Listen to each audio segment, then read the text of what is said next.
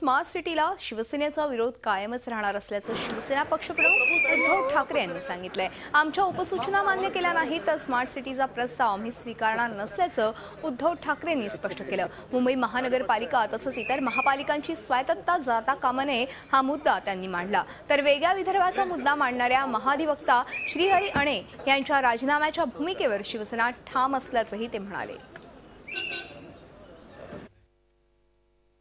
विकास होत असताना आपली स्वायत्तता ही केंद्राच्या चरणी गहाण टाकावी ही शिवसेनेची भूमिका नाही, त्याही वेळेला नव्हती, आजही नाही।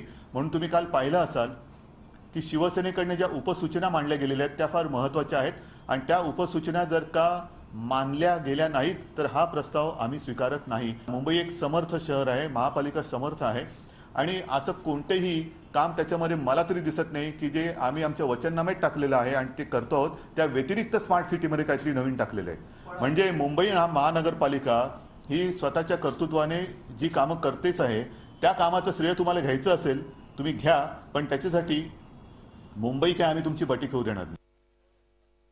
महाराष्ट्राचे ॲडव्होकेट जनरल हे संपूर्ण महाराष्ट्राला कायदेशीर सल्ला देण्यासाठी नेमले जातात आणि त्यांच्याचकडनं जर का अशी भूमिका मांडली जाणार असेल तर ते नक्कीच आक्षेपार्ह आहे आणि मला असं वाटतं मुख्यमंत्री आज त्यांच्याबद्दल काहीतरी निवेदन करतायत।